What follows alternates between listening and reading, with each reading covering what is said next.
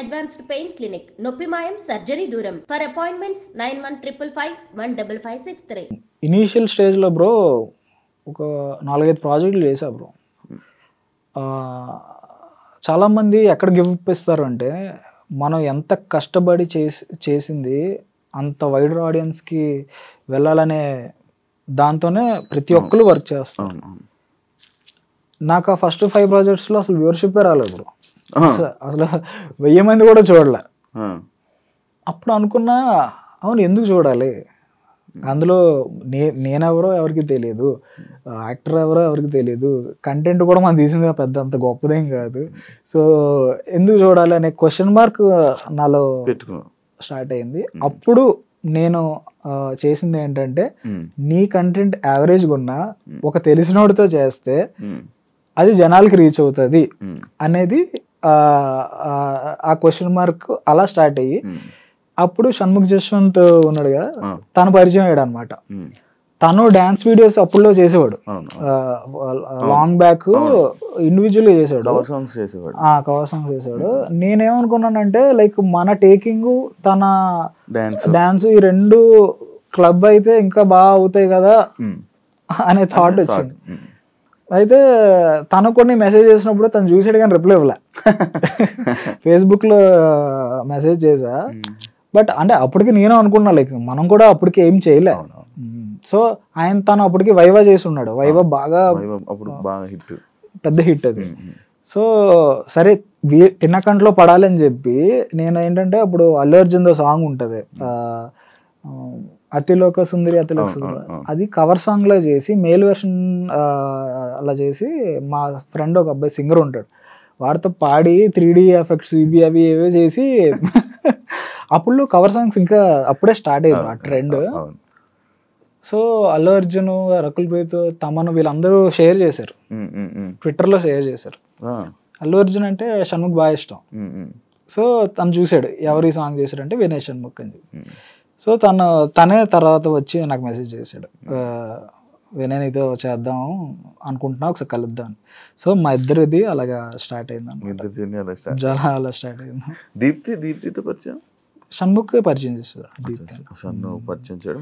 మీ ఇద్దరం cover song చేసిన దాంట్లో దీప్తి ఫీమేల్ లీడ్గా చేసింది.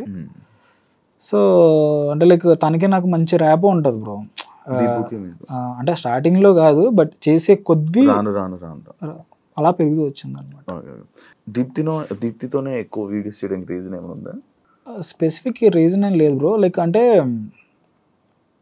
ప్రతి ఒక్క లైఫ్లో కూడా టెక్నీషియన్ కానీ ఎవరైనా సరే వాళ్ళు గ్రో అవ్వడానికి ఒక రీజన్ ఉంటుంది. లైక్ ఒక వాళ్ళకి ఉండే పరిచయాలు బట్టి కలిసి గ్రో అవ్వాలి అని అనుకుంటారు కదా. సో అలా అనుకున్న దాంట్లో Deepti one of the person. So తను ఎంతలా నన్ను నమ్ముతుందంటే నేను ఒక 1 year వేరే ప్రాజెక్టులు బిజీ అయిపోతే తను 1 year చేయదు, వేరే వాళ్ళతో చేయదు. లాస్ట్ 2 yearsలో హార్డ్లీ తను రెండు సాంగ్స్ చేసింది, అది నాతోనే చేసింది. అంటే అంత అంటే నాకేంటంటే లైక్ నేను వేరే కంపెనీస్తో టైఅప్ అయి ఉండి వాళ్ళకి నేను 5 songs 6 songs కాంట్రాక్ట్స్ ఉంటాయి కదా, అవి ఫినిష్ అయ్యే టైంకి నాకు అంత టైం పట్టేస్తుంది అనమాట. సో అంటే లైక్ తన కమిట్మెంట్ అలా ఉంటుంది బ్రో. లైక్ రీసెంట్గా ఏదో వీడియో చేసినట్టున్నారు, ఇంకా రిలీజ్ అవ్వలేదు. ఎప్పుడు ఏది రీసెంట్గా చేసింది చేస్తున్నారు? ఇంకా ఇప్పుడేం చేయట్లేదు బ్రో, అయిపోయి ఈ ఇయర్లోనే మేము 2 songs చేసాం. ఎప్పుడు యాక్చువల్లీ లాస్ట్ 3 years నుంచి సంవత్సరం ఒక సాంగ్ చేసాం. అది ఈ మధ్య ఏదో షూటింగ్ జరుగుతున్నట్టు ఉన్నది, మీది కదా అది? తనకేం చేయట్లేదు బ్రో ప్రెసెంట్. ఏంటంటే లైక్ స్టోరీస్ వింటుంది, లైక్ కొత్తగా ఇప్పుడు మేము చేసిన దానికుండా కొంచెం ఇంకా అడ్వాన్స్డ్గా ఏమైనా చేద్దాం అనే డిస్కషన్స్ అవుతున్నాయి అనమాట. నీకు సినిమా తీయాలని కోరిక ఏమైనా ఉందా? Obviously bro. అంటే ఏదైనా సరే ఈ ఎంటర్టైన్మెంట్ ఫీల్డ్ అనేది దాని ఎండింగ్ మూవీయే కదా బ్రో. సో నేను కూడా దీని మీదే వచ్చాను. దీని మీదే వచ్చా, మరి ఏం ట్రై చేయట్లేదు బ్రో? అంటే నాకేంటంటే బ్రో మీకు చెప్పాను కదా, ఒక టెక్నీషియన్కి వాళ్ళ పేరుకు ఒక వాల్యూ రావాలి అని చెప్పేసి సో ఆ హంట్లో నేనేంటంటే లైక్ నాకు నేనేం చేస్తే పేరు వస్తుంది. ఇప్పుడు నేను ఒక సినిమా చేస్తే యూత్ లో ప్రతి ఒక్కరికి నీ పేరు తెలుసు బ్రో. ఇప్పుడున్న యూత్ లో వినయ్ షణ్ముఖ్ అంటే తెలియని వాళ్ళు ఎవరు లేరు. అది మీకు తెలుసు. అంటే ఫేస్ అప్పుడప్పుడు గుర్తుపట్టకపోవచ్చు, లేకపోతే ఇది జరగవచ్చు, కానీ మీ నేమ్ అయితే ప్రతి ఒక్కరికి తెలుసు. అంత క్రియేట్ చేసుకున్నారు. మరి అలాగే మీరు ఒక సినిమా తీస్తే అలా యూత్ ఆడియన్స్ మీరు గ్రాప్ చేసుకునే ఛాన్స్ ఉంటుంది కదా, ఇప్పుడు ఎందుకు ప్రయత్నించట్లేదు? డెఫినెట్లీ బ్రో, అంటే కమింగ్ 1-2 yearsలో నేను డెఫినెట్లీ ఆ స్టెప్ వేస్తా. అంటే నేనేంటంటే స్టెప్ బై స్టెప్ ప్రాసెస్ వెళ్దాం అనే దాంట్లో ఇప్పుడు సాంగ్స్ అన్నీ కంప్లీట్ చేసుకొని నెక్స్ట్ నా చేతులతో లైక్ నేనే డైరెక్ట్ చేసుకునే సిరీస్ ఏమైనా చేద్దాము, ఆ తర్వాత మూవీస్ చేద్దాము. అంటే నేను కూడా నా సెల్ఫ్గా నేను కాన్ఫిడెంట్ ఉంటేనే అందులోకి వెళ్ళాలనుకుంటాను బ్రో. నేను కాన్ఫిడెంట్గా లేకుండా నేను వాళ్ళ సినిమా నాకు వచ్చాయి బ్రో, మంచి మంచి సినిమా ఆఫర్స్ వచ్చాయి, కాకపోతే నేను 100% కాన్ఫిడెంట్గా లేను కాబట్టి నేను ఇంకా అందులోకి వెళ్ళా. సో ఇప్పుడు ఏంటంటే నేనే ఒక వెబ్ సిరీస్ డైరెక్ట్ చేస్తున్నారా, అంటే ఆల్రెడీ స్క్రిప్ట్ ఇవన్నీ వర్క్స్ అయ్యాయి. సో నెక్స్ట్ అది 3-4 monthsలో రిలీజ్ చేస్తా. యూట్యూబ్కే చేస్తాను, ఎందుకంటే మనం వచ్చింది యూట్యూబ్ నుంచి బ్రో. సో యూట్యూబ్కే చేస్తా, తర్వాత నెక్స్ట్ స్టెప్ వేస్తా. మీ సాంగ్స్ లో మనుషులు చాలా అందంగా కనిపిస్తారు, అమ్మాయిలు ఇంకా చెప్పుకునే అవసరం లేదు, చాలా అందంగా చూపిస్తా ఉంటారు. ఏం బ్రో మ్యాజిక్? మ్యాజిక్ ఏం లేదు బ్రో, అంటే నేను మీకు చెప్పా కదా, ఫస్ట్ 3 projects షార్ట్ ఫిల్మ్లో నేను చేశాను, నన్ను బాగా చూపించలేదండి. సో అప్పటి నుంచి నాకు ఒక ఫీలింగ్ ఏంటంటే మెన్ ఆర్ ఉమెన్ వాళ్ళని మనం బాగా చూపించాలి.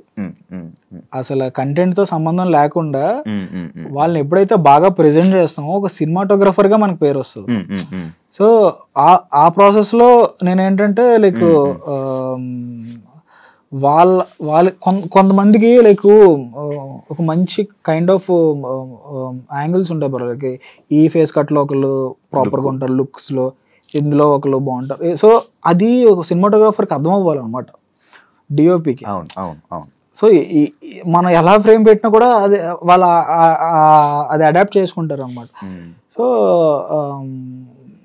నేను పర్టికులర్ హీరోయిన్ కానీ హీరోతో వర్క్ చేసినప్పుడు వీళ్ళ బ్యూటీ యాంగిల్ ఎక్కడ ఉంది, వాళ్ళ లుక్ ఎక్కడ ఉంది అనేది ఫస్ట్ డేలోనే నేను ఫస్ట్ టెస్ట్ చేస్తాను. ఏం చేయను బ్రో, టెస్ట్లు ఏం చేయను, డైరెక్ట్ గా లొకేషన్స్ లో ఫస్ట్ చూసుకుంటా ఉంటావు.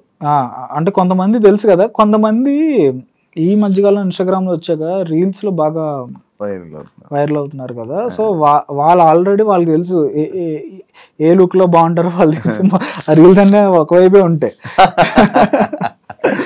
సో మనం చేసినప్పుడు కూడా అలాగే పెట్టేస్తాం అనమాట. సో అంటే చూసే వాళ్ళకి ఏంటంటే వాళ్ళకి వీడు బాగా చూపిస్తున్నాడు అని అంటున్నారు కదా, ఆ బాగా చూపించింది ఎక్కడ వస్తుంది అంటే వాళ్ళకి ఏ లుక్స్ లో బాగున్నాయో అవి మనం పెట్టుకొని చేసుకోవాలి బ్రో. లవ్ స్టోరీ ఉందా బ్రో? లవ్ స్టోరీ అంతేం లేదు. నాకు అలా అనిపించలేదు, అంటే నీ మూవీ నీ సాంగ్స్ లో ఒక ఎమోషన్ ఉంటుంది. అంటే వన్ సైడ్ లో ఉంది బ్రో. అంటే మీరు అబ్జర్వ్ చేస్తున్న సాంగ్స్ లో హీరోయిన్ సైడ్ నుంచి కానీ హీరో సైడ్ నుంచి కానీ ప్రపోజల్స్ ఉంటాయి. ఆ ప్రపోజల్స్ యాక్చువల్లీ ప్రతి సాంగ్ లో చాలా వైరల్ అయ్యాయి అనమాట. అంటే నాకేంటంటే అలా చెప్పాలి, నేను ఇలా చెప్పాలి అనుకున్నవన్నీ ఈ సాంగ్స్ రూపంలో చెప్పేస్తున్నావా? అంటే ఏం లేదు బ్రో, ఒక అబ్బాయి ఒక అమ్మాయిని ప్రపోజ్ చేయాలన్నా, ఒక అమ్మాయి ఒక అబ్బాయి ప్రపోజ్ చేయాలన్నా ఎలా యూనిక్ గా ప్రపోజ్ చేస్తే బాగుంటది అనే థాట్ ప్రాసెస్ అనమాట ఇది. సో నేనేంటంటే ఇలా చేస్తే బాగుంటది, అలా చేస్తే బాగుంటది అని అనుకుంటా కదా. సో అవన్నీ కూడా నేను నా సాంగ్స్ లో పెట్టాను అనమాట. సో అంతే బ్రో. క్రష్ ఉండే అంతే. క్రష్ అంటే ఆబ్వియస్లీ ప్రతి ఒక్కరికి అట్రాక్షన్ అనేది ఉంటది కదా. ఆమె ఉంది, చెప్పలేదు వెళ్ళి, ఇంకా అర్థం అవ్వలేదు ఆమెకి. అంటే అర్థమయ్యేలాగా మనం ఆ టైంలో ఏం చేయలేదు బ్రో. లవ్ ఫెయిల్యూర్ స్టోరీస్ సంబంధించినవి కూడా ఏమైనా ఉందా? బ్రేకప్ ఏమైనా ఉందా? బ్రేకప్ అంటే నేను నా ఫ్రెండ్స్ నా చుట్టుపక్కల ఉన్న వాళ్ళ పెయిన్ నేను చూసాను బ్రో. వాళ్ళు ఒక బ్రేకప్ అయినప్పుడు కానీ లేకపోతే ఒక రిలేషన్ కంప్లీట్గా ఎండ్ అయిపోయినప్పుడు ఆ ఫీలింగ్స్ ఎలా ఉంటాయో నేను లైవ్లో చూసా. సో నేనేం చేద్దాం అనుకున్నానంటే అవి కళ్ళకు గట్టగా అదే లైక్ వాళ్ళని నేనైతే ఎలా అయితే నేను వాళ్ళని చూసానో అలాగా మన ఆడియన్స్కి చూపిద్దాము అనే దాంట్లో నువ్వు తీసుకుంటే అంతా రియాలిటీ బ్రో. నీ ఫ్రెండ్స్ కానీ లేకపోతే బ్రో మీరు నా మ్యూజిక్ వీడియోస్ చూస్తే ఎక్కడ కూడా డ్యాన్స్ ఉండదు, ఇవేం ఉండవు. ఎందుకు ఉండవు అంటే నేను రియాలిటీకి దగ్గరగా చేద్దాము అనే దాంట్లో ఉంటాయి. చాలా మంది అడుగుతారు కూడా డ్యాన్స్ వీడియోస్ ఇవన్నీ చేయొచ్చు కదా అని అంటారు. అవి చేసిన వాళ్ళు చేస్తూనే ఉన్నారు బ్రో.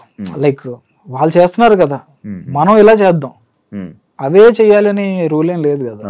సో జనాలు ఏదైతే అడాప్ట్ అవుతున్నారో వాళ్ళకి దగ్గరగా వాళ్ళ ఆ ప్రెజెంట్ సిచ్యువేషన్ లో ఉన్నారు. అంటే నేను చేసే సాంగ్స్ చాలా మంది వాళ్ళ ప్రెజెంట్ సిచ్యువేషన్, నా సిచ్యువేషన్ ఇలా ఉంది, మీరు కరెక్ట్ గా అది చూపించారు అని చెప్పేసి చాలా మెసేజెస్ వస్తూ ఉంటాయి అన్నమాట. అవి చూసి చాలా హ్యాపీ ఫీల్ అవుతా.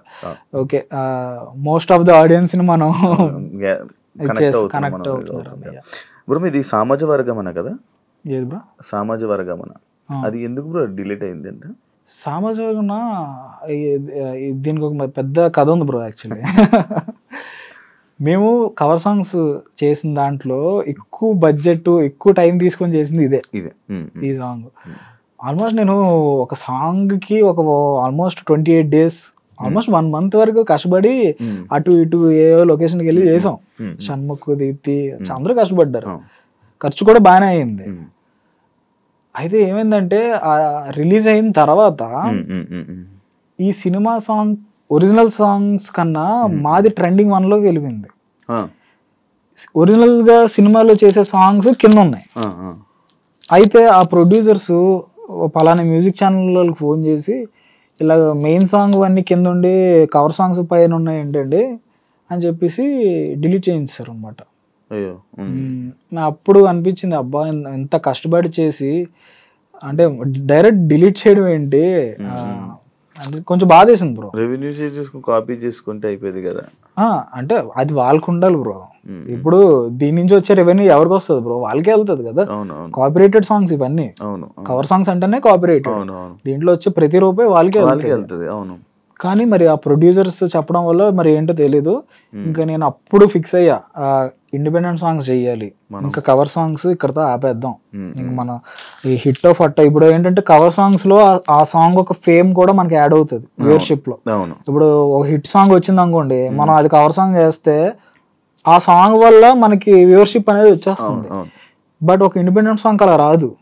ఎందుకంటే ఆ సాంగ్ హిట్ అవుతే గానీ అది జనాల్లోకి వెళ్ళకపోతే వేస్ట్ ఆ సాంగ్. ఎక్స్పెరిమెంట్ చేద్దాం, ఒక 4-5 సాంగ్లు చేద్దాం, దేనికి వ్యూవర్షిప్ రాకపోతే పర్లేదు ఇంకోటి అటెంప్ట్ చేద్దాం, రాకుండా ఉండదు అని గట్టిగా నమ్మి చేసిన ఫస్ట్ సాంగే 90 million కొట్టింది బ్రో. సో అప్పుడు నాకు కాన్ఫిడెన్స్ వచ్చింది. ఓకే వ్యూవర్షిప్ మాట్లాడాల్సిన అవసరం లేదులే. అంటే నేను వ్యూవర్షిప్ ఎందుకు మాట్లాడుతున్నాను అంటే బ్రో, ఒక సినిమా సక్సెస్ అయిందంటే దాని కలెక్షన్స్ కోసం చెప్తారు బ్రో. ఒక యూట్యూబ్ లో వీడియో సక్సెస్ అయిందంటే దాని వ్యూవర్షిప్ చెప్తారు అనమాట. సో నేనేం చెప్పదలుచుకుంటున్నానంటే ఇలాగ ప్రయత్నించే వాళ్ళు ఆ వ్యూవర్షిప్ రావడానికి మనం ఏం చెయ్యాలి? డబ్బులు పెట్టడం కాదు, క్రియేటివిటీ. నీ క్రియేటివిటీ నువ్వు కంప్లీట్ గా పెడితేనే ఆ వ్యూవర్షిప్ వస్తుంది. సో దాని మీద కాన్సన్ట్రేట్ చేయండి అని చెప్తున్నాను. మీ ఇద్దరు బ్రదర్స్ కదా బ్రో? ఎవరు బ్రో? మీరు బ్రదర్స్ కదా, సిస్టర్ ఉంది నాకు. సిస్టర్? బ్రదర్ లేరా? లేదు. ఏం చేస్తున్నారు బ్రో? తను జాబ్ చేస్తుంది బ్రో. ఎప్పుడు బయటికి రాలే కదా? లేదా, తను కూచిపూడి నేర్చుకునేది బ్రో చిన్నప్పుడు. నేను కూడా డాన్స్ క్లాస్కి వెళ్ళేవాడిని. అయితే తను మంచి స్టేజ్ షోస్ ఇచ్చింది, మంచి చాలా అవార్డ్స్ కూడా ఉన్నాయి తనకి మా ఇంట్లో. బట్ ఏంటంటే లైక్ కంప్లీట్గా జాబ్ స్టడీస్ తీసుకురావాలని అనుకోలేదు ఎప్పుడు. నేను కెమెరాతో మా సిస్టర్ మీదే ప్రయత్నాలు చేసేవాడిని. మరి ఆ టైంలో ఎవరు ఉండేవారు కాదు కదా. మా సిస్టర్ మీద, మా కజిన్స్ మీద వాళ్ళని పెట్టి ట్రై చేసేవాడిని. అసలు మా బాబాయ్ ఉంటారు సత్యం అని చెప్పేసి, ఆయన హీరోగా పెట్టి కవర్ సాంగ్స్ అనమాట. ఎన్టీఆర్ది ఒక సాంగ్ ఉంటది, సో ఆ సాంగ్ పెట్టి I want follow you song ఉంటుంది కదా, ఆ సాంగ్ ని పెట్టి మా బాబాయ్ని పెట్టి కవర్ సాంగ్ చేసా. అదే నా ఫస్ట్ కవర్ సాంగ్ అనమాట. సో ఇవన్నీ నా కాన్ఫిడెన్స్ పెంచుకోవడానికి బ్రో, అంతే. ఖాళీగా ఉండకుండా ఏదో ఒకటి, ఎవరు ఉన్నారు లేరు అన్న దాంతో కాకుండా ఉన్న దాంట్లో చేసుకో, అంతే. మీరు ఈ ఫీల్డ్ లోకి వచ్చి ఇలా చేస్తున్నట్టు పేరెంట్స్ సపోర్ట్ అంతా ఓకేనా? అంటే ఇనీషియల్ గా నాకే కాదు బ్రో, ఈ ఎంటర్టైన్మెంట్ ఫీల్డ్ లోకి రావడానికి ఎవరైనా వాళ్ళ పేరెంట్స్ ఇబ్బంది పడతారు. ఎందుకు బ్రో? ఎందుకంటే ఇది న్యూస్లో కానీ మీరు ఎక్కడ చూసినా కూడా పాజిటివ్ అనేది చాలా తక్కువ ఉంటుంది, నెగిటివ్ అనేది చాలా ఫాస్ట్గా వెళ్ళిపోతుంది. సో ఆ విషయంలో చాలా భయపడతారు బ్రో ప్రతి ఒక్కరు. అంటే మీరు ప్రూవ్ చేసుకునే వరకు. సో నాది ఎలా ఉంది అంటే, లైక్ మా ఇంట్లో కూడా ఎవరికి ఇష్టం లేదు చేద్దామని. నేనేంటంటే ప్రూవ్ చేసుకోవాలి అని చెప్పేసి ఎవరికి చెప్పకుండా షార్ట్ ఫిల్మ్లు చేసేయడం, ఇలా నేను స్టార్ట్ చేశాను అనమాట. వన్ ఫైన్ డే మనం చేసిన వర్క్ న్యూస్ పేపర్లోని వీటిల్లోనే వచ్చాయి అనమాట. సో అప్పుడు మా పేరెంట్స్కి ఒక చిన్న కాన్ఫిడెన్స్ వచ్చింది, వీడు చేయగలడు అనే కాన్ఫిడెన్స్. ఇంకా ఆ తర్వాత నన్ను ఎంకరేజ్ చేయడం స్టార్ట్ చేశారు, నువ్వు చెయ్యి అని చెప్పేసి. మా మదర్ చాలా ఎంకరేజ్ చేస్తారు. మీ సాంగ్స్లో నీకు నచ్చిన సాంగ్ ఏదో నేను చేసిందా? నాకు దీప్తిది తట్టుకోలేదని ఒక సాంగ్ ఉంటుంది బ్రో, అదొక టర్నింగ్ పాయింట్ లాంటిది అనమాట నా సాంగ్లో. నా ఆఫీస్లో కూడా తట్టుకోలేదు దానికి ఒక స్పెషల్గా ఫ్రేమ్ వేయించుకున్నా. అవునా? ఏమి ఇష్టం బ్రో అది? అంటే అదొక మ్యాజిక్ లా జరిగింది బ్రో నాకు. అంటే కరెక్ట్గా కోవిడ్, ఇంకో 1 week లో కోవిడ్, సెకండ్ కోవిడ్ అనమాట. లాక్డౌన్ అని చెప్పారు, ఇంకో 1 week లో లాక్డౌన్ మొత్తం అయిపోతుంది. సో మేము ఏమనుకున్నాం అంటే లాక్డౌన్లో షూట్ అవుతుంది కదా, సో ఈ లోపల షూట్ చేసేద్దామని చెప్పి కరెక్ట్గా మేము షూట్ చేసాం, లాక్డౌన్ పడిపోయింది. సో అంతా కూడా అంత ప్రిపేర్డ్గా ఏమీ వెళ్ళిపోలేదు అనమాట. లైక్ కానీ ఒక మంచి పాయింట్ చెప్పాం ఆ సాంగ్లో, మంచి జనాలు ఎక్కువ మంది కనెక్ట్ అయ్యే పాయింట్ అందులో ఉందన్నమాట. సో ఇప్పుడు మేము చేసే సాంగ్స్ అన్నిట్లో కన్నా అదే ఎక్కువ రీచ్ ఉన్న సాంగ్ కూడా. సో స్పెషల్ మీరు నాకు ఫోన్ చేసినా మీకు అదే సాంగ్ వస్తుంది. అవును నేను చేశాను కదా.